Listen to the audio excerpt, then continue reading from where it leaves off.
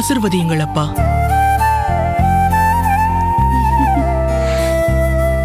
சகல கலைகளிலும் மேம்பட்டு திகழ்வாயாக. எழுந்திரு ராமானுஜா.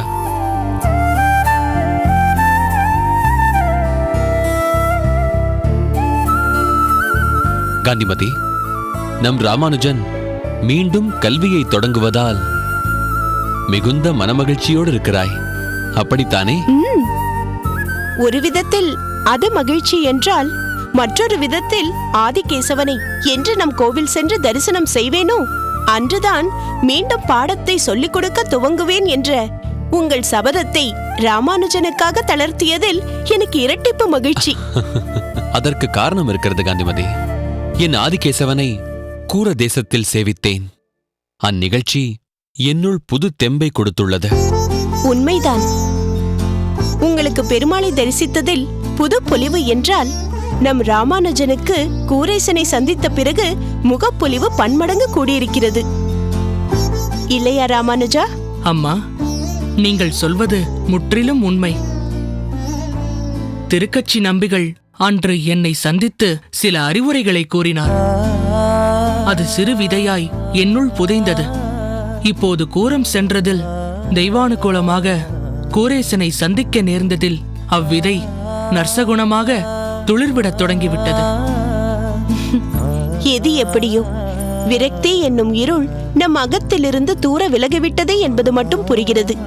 சரி, அகத்து பணி பாதியில் நிற்கிறது. நான் அதை சென்று கவனிக்கிறேன். தாங்கள் உங்கள் புத்திரனை கவனியுங்கள். சரி காந்திமதி. ராமானுஜா, காலை அனுஷ்டானங்கள் அனைத்தும் முடிந்தாகிவிட்டதா? ஆயிற்று அப்பா. சரி, அமர்ந்து கொள். ராமானுஜா, எம்பெருமானையே குருவாக தியானம் செய்து கொள்.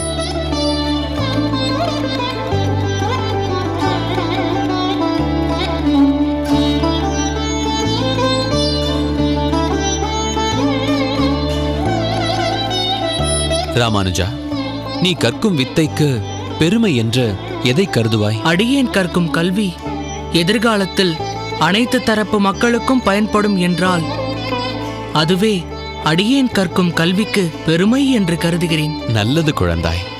தற்போது உனக்கு சாம வேதத்திலிருந்து ஒரு பாடம்.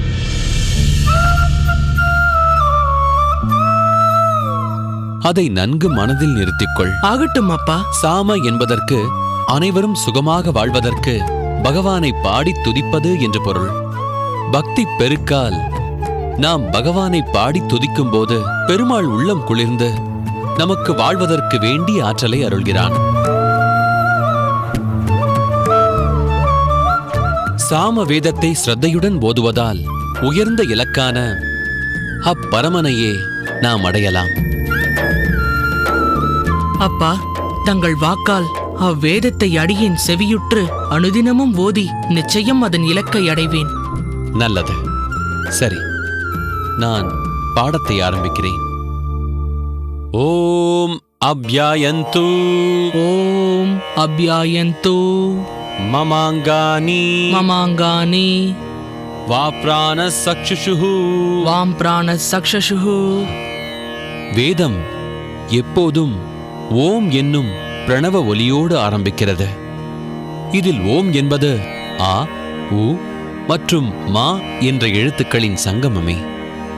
அப்படியென்றால் நம் தமிழ் வேத பாசுரமும் இந்த எழுத்துக்களை அடியொற்றியே சுவாமி நம்மாழ்வாரால் பாடப்பெற்றிருக்கிறது. ராமானுஜா, நீ எந்த பாசுரத்தை மனதில் வைத்து குறிப்பிடுகிறாய்? உயர்வர உயர்நலம் உடையவன் எவனவன், மயர்வர மதிநலம் அருளினன் எவனவன், அயர்வரும் அமரர்கள் அதிபதி எவனவன், துயரரு சுடரடி தொழுதளன் மனனே.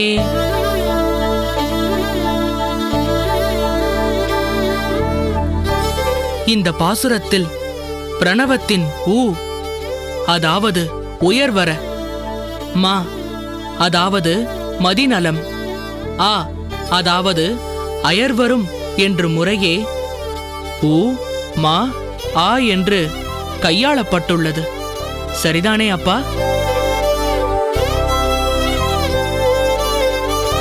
ஆஹா, அபாரம், அற்புதம் ராமானுஜா.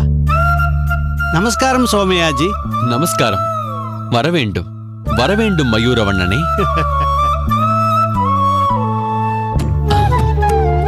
நமஸ்காரம். எப்படி இருக்கிறீர்கள் சோமயாஜி? நலமாக இருக்கிறேன். காந்திமதி, பண்டிதர் மயூரவண்ணன் வந்திருக்கிறார். இதோ வருகிறேன் சுவாமி. வெகு நாட்கள் ஆயிற்று தங்களை பார்த்து. எப்படி இருக்கிறீர்கள்? இதுவரை எப்படி இருந்தேனோ அதைவிட இப்பொழுது உங்கள் இருவரின் உரையாடல்களை கேட்ட பிறகு பல மடங்கு ஆனந்தமாக இருக்கிறேன். ராமானுஜா, தேவரீரை சேவித்துக்கொள். என்னை ஆசிர்வதியுங்கள் சுவாமி. உலகம் போற்ற வாழ்வாயாக. எழுந்திரு குழந்தாய்.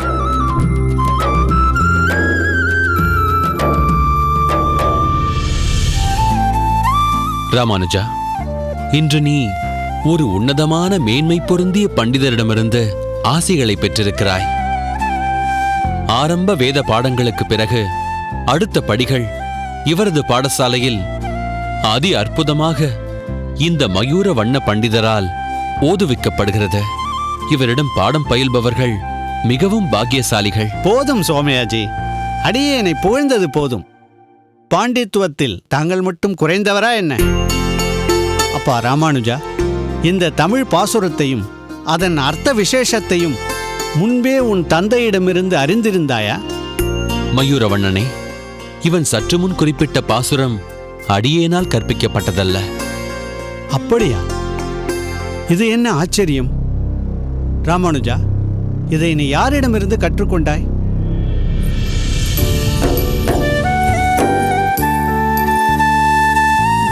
நமஸ்காரம். வாருங்கள், முதலில் மோர் அருந்துங்கள். நீங்கள் நலமாக இருக்கிறீர்களா? நலமாக இருக்கின்றேன். சொல்லப்பா ராமானுஜா, மிக பொருத்தமான இந்த பாசுரத்தை யாரிடமிருந்து கற்றாய்? இது கல்வி ஞானத்தால் ஏற்பட்டதல்ல, கேள்வி ஞானத்தால் தெரிந்து கொண்டது. ராமானுஜா, நீ என்ன சொல்கிறாய்? ஆமாம் அப்பா, உங்கள் நண்பர் திருக்கச்சி நம்பி சுவாமிகள் தினம்தோறும் காஞ்சியம்பதிக்கு நம் திருப்பெரும்புத்தூர் வழியாகத்தானே செல்வார். அப்படி செல்லும் வேளையில் தமிழ் மணக்கும் பாசுரங்களை பாடியபடியே செல்வார் அல்லவா?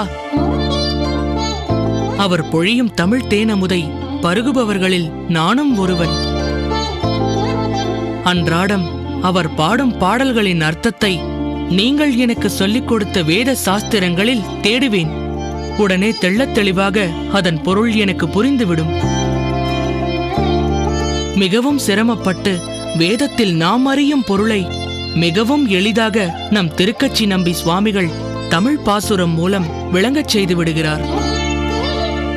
என்னுடைய பல கேள்விகளுக்கு அவர் பாசுரங்கள் மூலம் விடையளித்துள்ளார். அவர் நம் குடும்ப நண்பர் மட்டுமல்ல, எனக்கு மானசீக ஆசானும் கூட.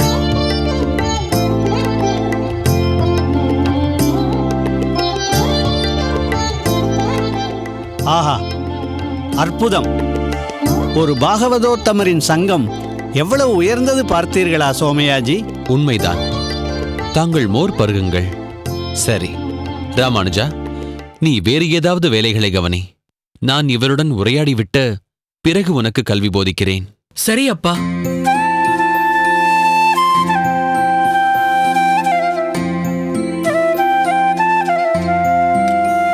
அமருங்கள் சுவாமி.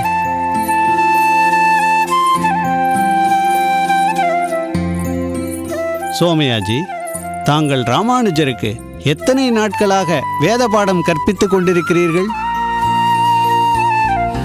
நடுவில் பல மாதங்கள் இடைவெளி ஏற்பட்டுவிட்டது. இன்றுதான் மறுபடியும் நான் பாடத்தை தொடங்கினேன். சரி, தங்கள் பாடசாலை பணி நன்கு நடந்து கொண்டிருக்கிறதா? பாடசாலை பணியில் ஒரு குறையும் இல்லை. ஆனால் நெடுநாள் மனக்குறை ஒன்று என் அடிமனதில் இருந்தது. அது இன்று தீர்ந்துவிடும் என்று தோன்றுகிறது. அது என்ன சுவாமி? உங்களுக்கு போய் மனக்குறையா? வேதாந்த சாரம், புராண இதிகாசங்களில் அசாத்தியமான நிபுணத்துவம், அவற்றை பல பேருக்கு எளிதாக கற்பிக்கும் திறமை என்று அனைத்தையும் தாங்கள் கைவரப் பெற்றவர்.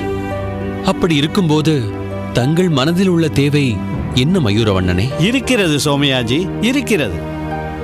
எனக்கு தேவையான பொக்கிஷம் ஒன்று உம்மிடம் இருக்கிறது. அதை அடியேனுக்கு கொடுத்தருள வேண்டும். பொக்கிஷமா? என்னிடத்திலா? புரியவில்லையே. நான் சுற்றி வளைத்து பேச விரும்பவில்லை. நேரடியாகவே தங்களிடம் கேட்டு விடுகிறேன். தங்கள் பிள்ளை ராமானுஜனை இந்த அடியேனுக்கு சிஷ்யனாக தந்தருள வேண்டும்.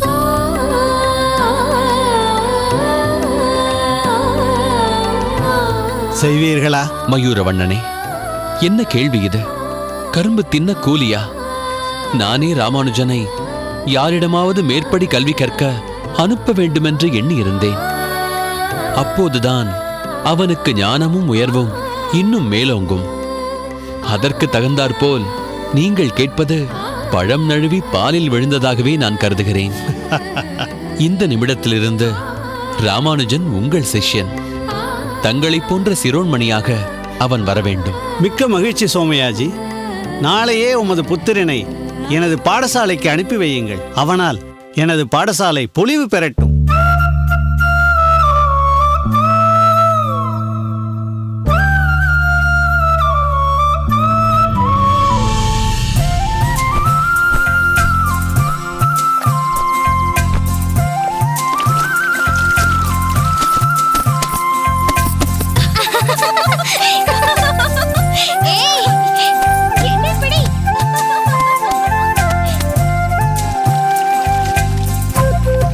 அமுதா, என்ன பாட்டி?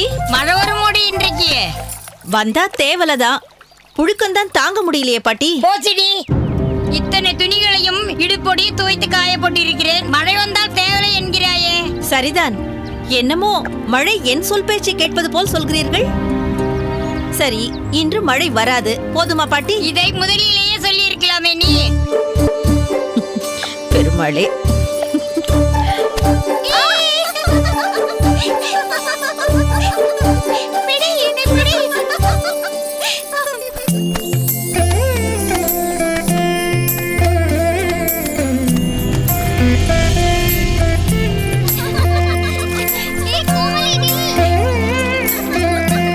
பாட்டி, துவைத்து விட்டீர்களா? பாடி காந்திபதி, என்ன இன்றைக்கு இவ்வளவு சீக்கிரம் வந்து விட்டாய்? குழந்தைகளுக்கெல்லாம் ஆகாரம் கொடுத்து தூங்க வைத்து விட்டு தானே வருவாய்? ஆமாம், ஆனால் என் அகத்துக்காரர் இப்போதெல்லாம் வெளியே போவதே இல்லை. நான் குழந்தைகளை பார்த்துக் கொள்கிறேன், நீ போய்விட்டு வா என்றார்.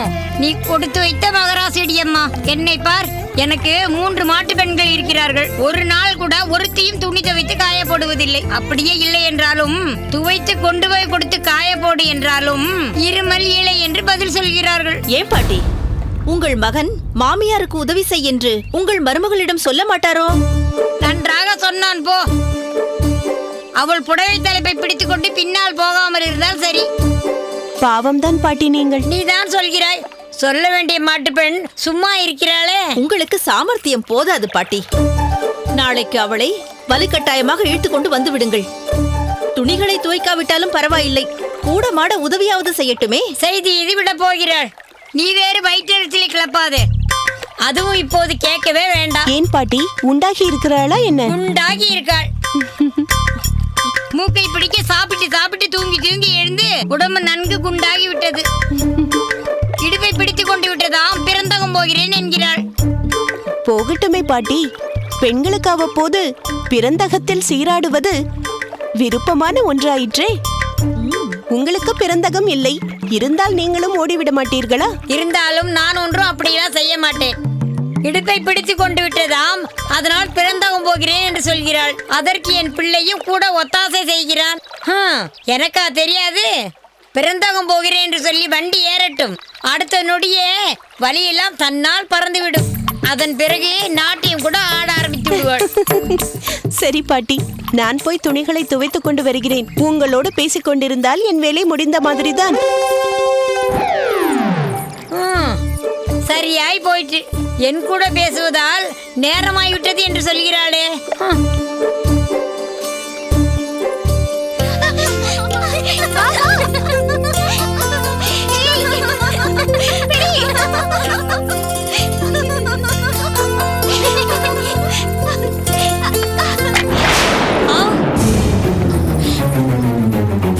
ஏ குட்டி பிசாசே, என்ன அநியாயம் பண்ணி விட்டாய்? இவ்வளவு துணியையும் மண்ணில் தள்ளி விட்டு விட்டாயே. உன்னை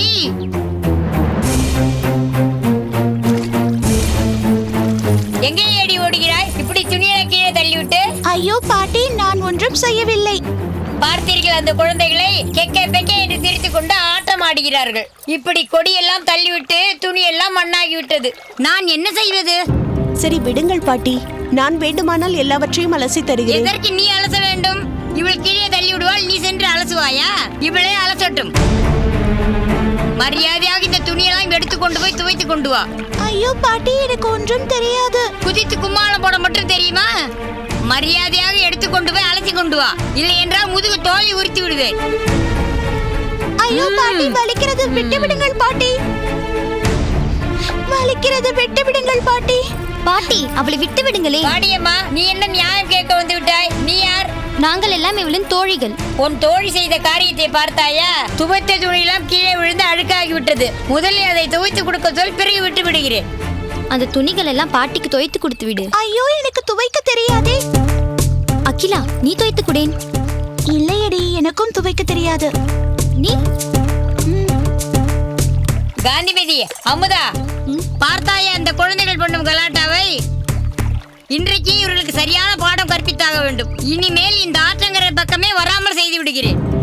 வா, வந்து துவைத்து கொடு. பாட்டி நில்லுங்கள், அவளை விட்டு விடுங்கள். விட்டு விடுவதா? இந்த துணிகளை எல்லாம் யார் துவைப்பது? நான் துவைக்கிறேன்.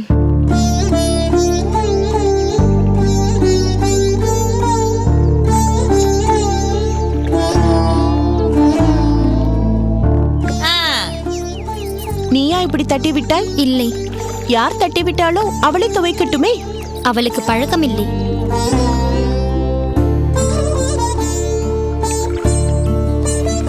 அப்படி என்றால் நீயே துவைத்து கொடு. விட்டு விடுகிறேன். பாவம் பாட்டி, எல்லோரும் சின்ன பெண்கள் தானே, விட்டு விடுங்களேன், நான் துவைத்து தருகிறேன். வேண்டாம் மாமி, நான் துவைக்கிறேன். என் தோழிகளில் யாருக்கும் துன்பம் நேர்வதை நான் பார்த்து கொண்டிருக்க மாட்டேன்.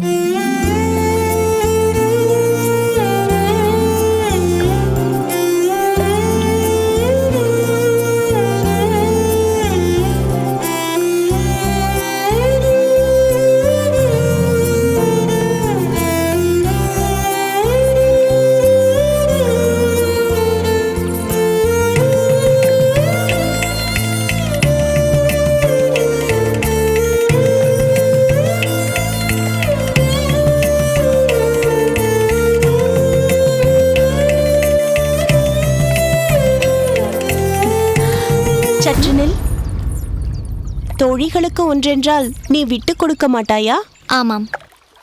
அருமையான குணம். சரி, உன் பெயர் என்ன? தஞ்சமாம்பாள். தன் தோழிகளுக்கு தஞ்சம் அளிக்கும் உனக்கு தஞ்சமாம்பாள் என்ற பெயர் பொருத்தமாகத்தான் இருக்கிறது.